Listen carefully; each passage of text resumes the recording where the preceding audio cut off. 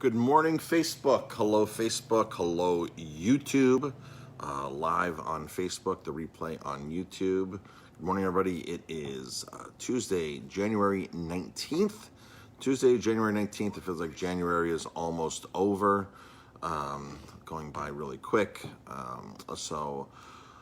I want to talk about a little bit about diet this morning, a little bit about something that's missing in a lot of diets or isn't mentioned in a lot of diets that could be beneficial for a lot of people.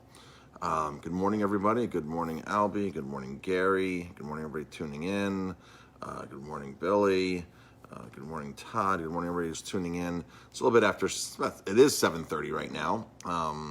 Doing my live a little earlier than normal. I like doing lives this early in the morning. It seems like I get a good following this early in the morning.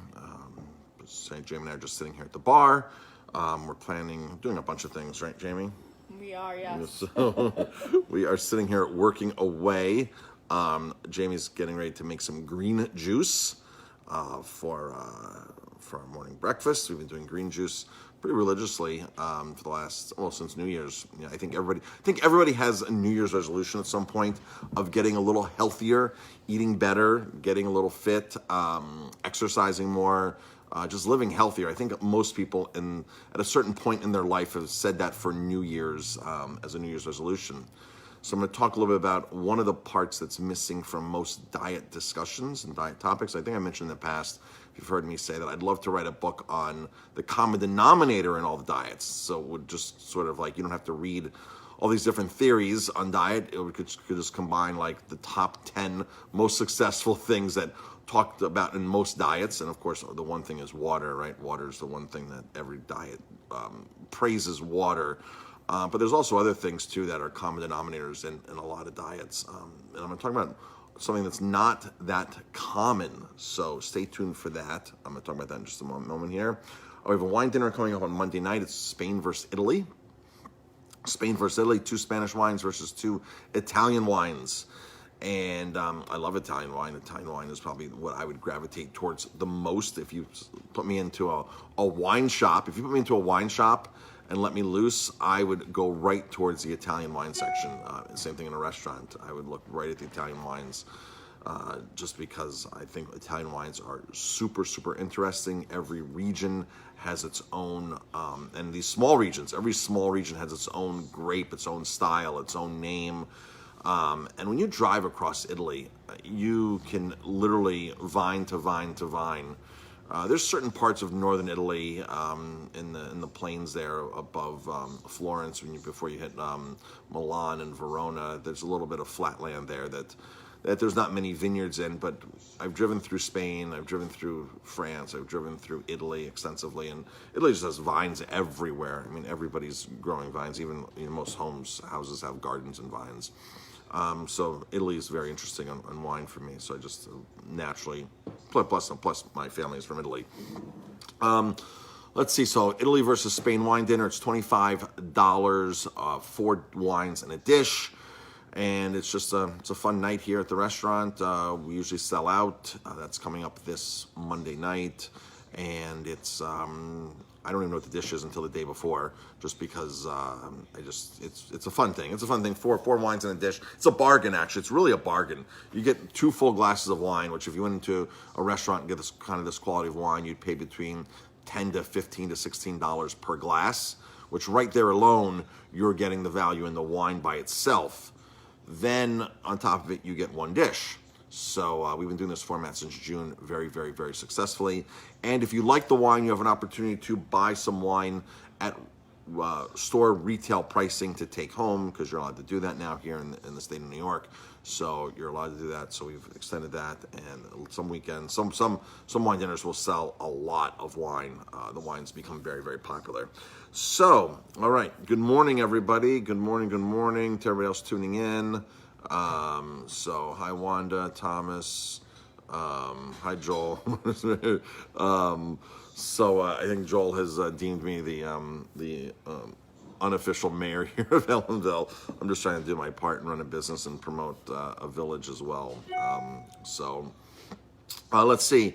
So I want to talk about one of the most important things in diets that's not mentioned that often. Some diets talk about it, but most diets don't. And that is enzymes. Enzymes. So when you read most diet books, they have this theory of, no carbs, low carb, macronutrients, or, your carbohydrates, your proteins. They talk about calorie restriction, or they talk about food timing, about timing the food properly. Sometimes they'll get as far as food combining, and food combining really isn't that talked about in a lot of diet books, at least the ones that I've read. Food timing, what time of the day to eat, how to combine your foods. Or how often to eat. How often to eat is a common one. How you're designed to graze all day and things like that. And intermittent fasting is becoming very, very popular. I have a lot of friends who have done intermittent fasting very successfully. And one of the major nutritionists that I follow likes 1 day a week of semi-fasting to reset your body. But I'm going to talk about enzymes this morning. Enzymes are the key to life. So our body produces enzymes. Our pancreas, our small intestines, we produce enzymes naturally to digest food in our body because we need it. Enzymes, again, are the key to life. So if you take a piece of broccoli, 2 pieces of broccoli, broccoli is not a good example because you actually need to lightly cook. You shouldn't eat raw broccoli. Raw broccoli is one of those things where you need to lightly cook or lightly steam to actually release the enzymes, especially for digestion. But if you look at a lot of, if you look at an apple, you take 2 apples, you cook the one and put it in an apple pie, and you take the other apple and eat it raw. Of course, you still have the same amount of calories. You still have the same amount of macronutrient breakdown, a certain percent of protein. Folks, everything has protein, by the way, even corn, even apples. Apples might be like 2% protein, but there's still protein in it. All right, so everything is balanced. Even like watermelon, people don't realize that watermelon has fat in it. There's a fat content in watermelon. If you look up nutritional analysis of watermelon, now it's not much fat at all. It's like, less than 1% fat, but there's still fat in it. Mother Nature locks together all these macronutrients in food in the proper proportions or whatever, but it's all locked in there. So all food has, people think, bread is a carbohydrate. Bread has a lot of protein in it. The way you make bread is from high gluten flour. Gluten is protein. So these are higher protein flours as opposed to a cake flour or a pastry flour.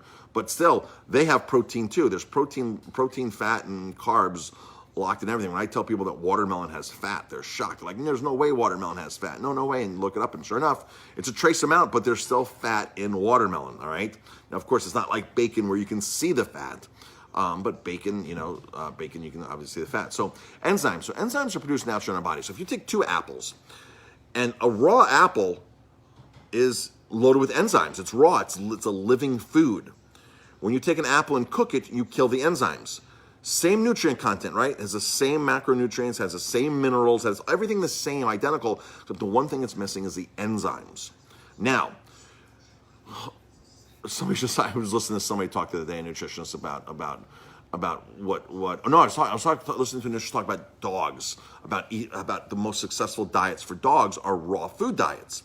Because, and this nutritionist said, because out in the wild, animals out in the wild, deer and everything, they don't have microwaves, they don't have stoves to cook things. They eat, that's what their bodies are used to. That's what that's what they're supposed to be eating. And to a certain extent, we're supposed to be eating a certain amount of enzymes or raw foods.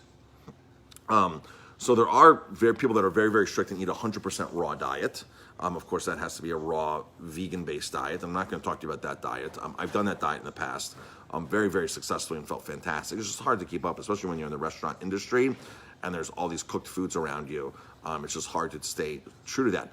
But people that have the most success in any diet have the highest amount of raw foods, raw and living fruits and vegetables. And I know a lot of people are afraid of fruit. You say the word fruit, people say, oh my gosh, fruit, stay away from the fruit. I've always been a fan of fruit, and there was a nutritionist in here the other night. We were having a conversation, and he was talking to somebody else about don't be afraid of fruit. And he mentioned a couple books to read, don't be afraid of fruit. And I chimed in and said, yeah, fruit cleanses, greens build. And he looked at me and goes, Marcus, you're exactly right. Fruit cleanses your body, greens build your body. He goes, that's the best way to put that.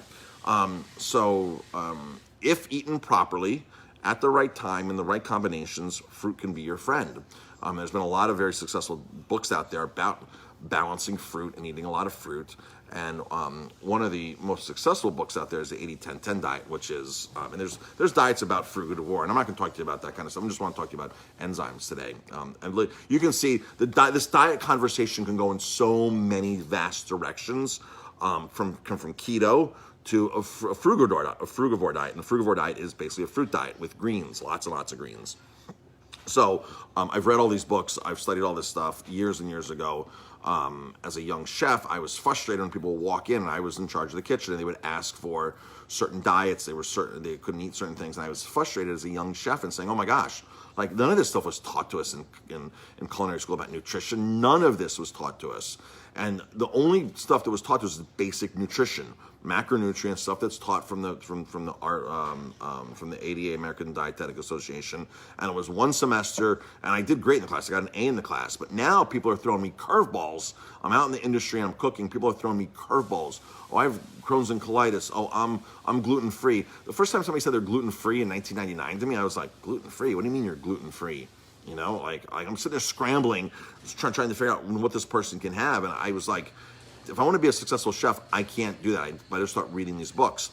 And as a course of reading these books, I discovered that the natural food movement, the real food movement was a real thing. And that's what the key to life was serving, the key to health was serving better, high quality foods. And that's when I adopted that into my own diet, lost a bunch of weight, started running, got rid of my asthma, got rid of all my medications that I was on. That's when I totally changed my life around. And that's what I adapted in my cooking, my professional cooking at the time, which was hard too when you work for other people to all of a sudden adapt food like that, because they don't understand. They haven't gone through the same health crisis or the same health revelations that I had. So it was really hard. I'd worked for a couple country clubs, that I was doing a little bit of that, and some of the guests appreciated it and some of them didn't. And then, that's when it's like, okay, it's time to open up our own restaurant. Here we go, up comes aroma time, and now it's what I feel food should be, the food model I should be, supporting local. If it's not local, it needs to still be vetted as a high quality, sustainable product. Let's face it, we can't buy everything local in the restaurant. We can buy a lot of local things, but we can't buy everything local. A lot of local things aren't even good, so even that, they need to be vetted as well and make sure that they have met proper sustainability guidelines and things like that. There's a lot of local producers here and wherever you are that are massive companies that aren't doing the right thing, or that families that are greedy, or companies that are farms that are greedy, producers that are greedy, and just do the wrong thing. So we try to balance all that out. So that was my ideal of a food model, was real food from real producers, and the same thing goes into wine, beer, and spirits. So enzymes. The more raw food you eat, fruits and vegetables, the more enzymes you eat, the better off you are. Now, again, our body produces enzymes. Without a doubt, our body produces enzymes. Our pancreas, maybe the gallbladder, small intestines, we produce enzymes. We need it for digestion. Now, imagine eating foods all day long that have no enzymes. You think you're eating these foods that have no enzymes, but you think that they have the other nutrients that you need, except for the key to life. Now, enzymes start dying at 110 degrees, 118 degrees. There's a little controversy, and if you read Gabriel Cousens' book, Gabriel Cousens is an amazing alternative MD out of Arizona. He has an institute out there.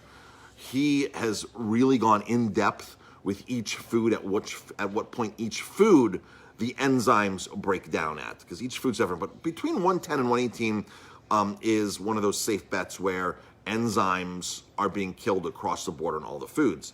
And if you've ever had a conversation with me about our chocolate, our raw cacao here, I'm the first person to tell you that we use small stack fermented chocolate. Small stack fermented chocolate has all the enzymes intact. It's a raw food, technically.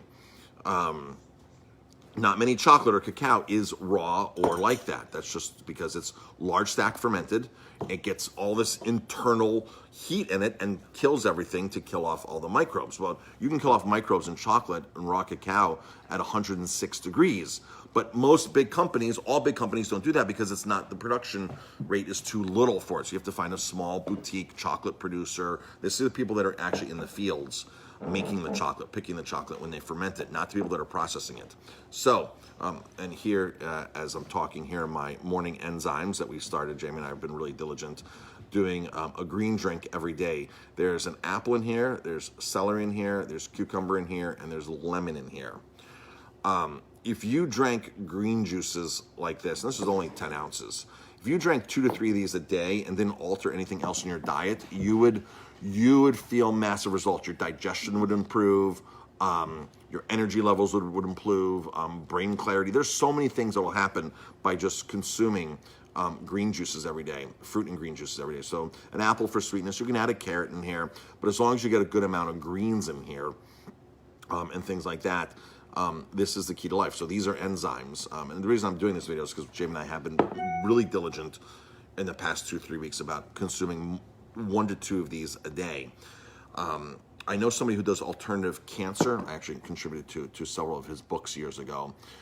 Some best-selling books that have been printed all over the world. He has a very strict cancer protocol that works you up to 6 of these a day. 6 of these a day, and does a lot of different varieties of juices like star fruit. There's a certain acid or something in star fruit that will really cleanse your intestine and help push things out and pull toxins. So every fruit and vegetable has a different function in the body. Cancer, he gets people up to 6 green juices a day. Just 1 or 2 green juices a day is incredible. But the one thing is you can't just all of a sudden jump into 6 green juices, because your body will detoxify at a very high rate, and it'll just dump tons of toxins. And this is what is called the healing crisis. If you ever heard an alternative practitioner talk about a healing crisis, it's because your body's just dumping so many toxins. You can get sick from all the toxins you're dumping. So it's not recommended to just all of a sudden tomorrow I'm going to start drinking a gallon of fresh green juice. You will get sick most likely. It's called the healing crisis. I like to equate this to foodborne illness, food poisoning. When you consume a microbe, a pathogen, it goes into your body. You don't get sick from the pathogen right away. What you get sick from is the die-off of the pathogens. So the pathogens enter your body through, E. coli, through something, whatever, in your food. There's something bad in your food that your body says, okay, I don't want this. It goes into your food. Your immune system has an opportunity to fight it off and kill it and get it out of your system. Detoxify it, kill it, cleanse it. Or your body might be the great environment for this pathogen to proliferate. And once this pathogen starts proliferating, it goes from, a handful of microbes to a couple hundred, to a couple thousand, then to 1 million. Well, when it gets to a certain point, there's nothing else for that pathogen to grow on. And all of a sudden, the colony has expanded too far, and you have the die-off stage. That's when you get sick from the die-off stage. This is why you will not get sick from food you eat within an hour or 2 unless the food is totally rotten. And if the food is totally rotten, you're going to know it and you won't eat it because you're like, this tastes terrible, it's rotten, it's slimy, it's disgusting, I wouldn't eat it. But people always associate their last meal, which sometimes could be the hour before, as what made them sick. And that's not the case at all. I've had many conversations with the health department on this. And when people tell me, oh, Marcus, I ate at your restaurant, last night, on the way home, I felt sick. I said, the first thing I do is please call the health department. You must call the health department and tell them what happened. Because the health department's going to tell them, well, it definitely wasn't aroma time because it's too quick. Let's talk about the food you had 24 hours before or 36 hours before or 48 hours before. This is the legitimate conversation the health department's going to have with you. I had somebody give us a 1-star review back this summer because on the way home, they got sick, and this is what I told them, and I don't care about them and this and that, and please call the health department, because the health department, the more people that call the health department when you get sick like that, they can actually trace back to the food source. And it might be the grocery store, it might be a restaurant, you have no idea what it could be. It could be nuts, it could be almonds, it could be whatever. You might not know that. It could be peanut butter, but it's typically not the last meal that you ate. So that's super, super important. All right, so you get sick from the die-off. So don't just go start drinking 6 of these a day. You will get sick. Your body will detoxify at a very, very high rate. You slowly build over 6 months to 6 green juices a day, if that's the path you want to take. And there's books, if anybody wants any information, I'd give them books on that. If anybody is going through health crisis, there's a lot of really good books out there that you can read. You have to understand that mainstream medicine, Western medicine, doesn't talk about this because there's not money in this. There's money in things that are patentable. There's money in technology. There's money in keeping certain doctors and certain hospitals and certain things totally in business.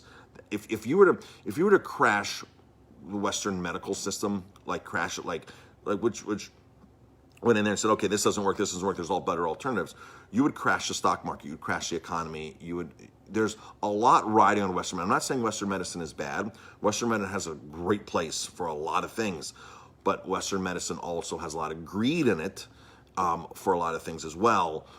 So things that are patentable, things that keep people in business, high-powered doctors doing their job. Like when you go to a car dealer, they're going to sell you a car. When you go to a surgeon, they're going to sell you surgery. That's how they stay in business. That's how they make their money.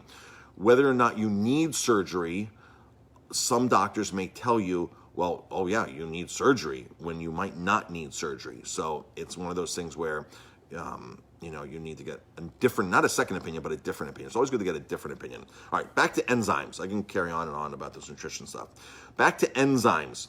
So enzymes, the key to life is enzymes. Enzymes are killed in food naturally at 110 to 118 degrees. Enzymes will die off. Enzymes you want are typically the enzymes in fruits and vegetables. Freezing will kill enzymes too, but not as much enzymes as cooking. So if you want to put frozen blueberries into your smoothie or frozen bananas into your smoothie, that's one thing, but it's better than cooking it. Okay, so I'm just going to read a little thing here that you can just do a quick search on Google. Everybody can do this quick search on Google. This is the first thing that pops up. Why are enzymes important? Enzymes are chemical reactions in the body. They actually speed up the rate of chemical reactions to help support life. The enzymes in your body help to perform very important tasks that include building muscle, destroying toxins, and breaking down food particles during digestion. And again, your body produces enzymes naturally. But when you start flooding your diet with enzymes, that's where the magic really, really, really happens. And again, this is the one thing that a lot of diets just are not talking about at all. They just talk about macronutrients, caloric intake, caloric restriction, increased protein intake, and reduced carbohydrate intake. This is the conversation a lot of these diets are having. And I feel that whatever diet you're doing right now, doesn't matter what diet you're doing, adding enzymes can make a huge benefit. I was going through some digestions a few years ago. Digestive issues. I was going through some digestive issues a few years ago. Digestive issues a few years ago. I had eaten something that got into me through some raw food that I didn't wash well. I was doing a lot of greens at the time, and I should have been properly washing it, and I wasn't, and my digestion was totally off. And the first thing that the nutritionist I went to suggested to me was digestive enzymes. And she said to me, she goes, Marcus, in Europe, when a lot of people have health problems in certain countries, the first thing the practitioner does is give them digestive enzymes. And you can buy digestive enzymes. Udo makes a great digestive enzymes. Here's one from Life Extensions. I actually take these and travel with digestive enzymes. We were in Italy, not this last November, the November before. And my first night, while we were away, I'm like, okay, folks, you're going to be eating a lot of food all day long. A lot of you probably are not going to be used to it. You're going to be drinking a lot of wine, starting at 11:30 a.m. for the next 8 days. You're drinking and eating nonstop. Dinner here in Italy is late. It starts at 8 o'clock every night. They don't open restaurants till 7:30. You're up for breakfast. When you go to the buffet table, you're going to find prosciutto. You're going to find cheese. You're going to find all these things you're not used to on American breakfast tables. You'll find your eggs, you'll find things like that, but there's a lot of other things that you're not going to find here. So literally from 8:30 in the morning to 10 o'clock at night, you're going to be grazing all day long on foods that you typically don't eat. You're going to eat a lot of prosciutto, you're going to eat a lot of things, a lot of bread here, a lot of bread. I said, what saves me on these trips is digestive enzymes. And I pulled out the bottle. I said, digestive enzymes. One of the guests with us, she goes, I've got my digestive enzymes. And she's European. She's from Russia. And she's like, I've got my digestive enzymes with me. I don't leave home without them. So if you're out and about and traveling, a lot of people say, oh, I'm not normal eating the same food I'm eating and I'm having digestion issues. These things can be a lifesaver, digestive enzymes. So you can check out Udo has a really good one, very expensive good one. And here's some from Life Extensions. There's a couple companies that make digestive enzymes. So these are amazing, and I swear by these when I'm out and traveling. I take these with me because again, I don't have access. Sometimes you don't have access to the same foods you're used to, so that makes a big difference. So digestive enzymes are enzymes in food for the way. And again, like I said, your body produces it, and some nutritionists will tell you don't need additional enzymes. Some will really argue that point. Well, you don't need any additional ones. Well, look back at the apple. Look back at all these foods. It doesn't hurt to flood your body with more digestive and more foods that have enzymes in them. Enzymes are the key to life. The more live food, the more living food you eat, the more alive you will be. Eating dead food, again, in the wild, for all the animals in the wild, they don't have microwaves. They don't have food. And I know people are going to say, well, Marcos, we've been domesticated for so long. You're right. We've been domesticated. We've been, doing what we've been for so long.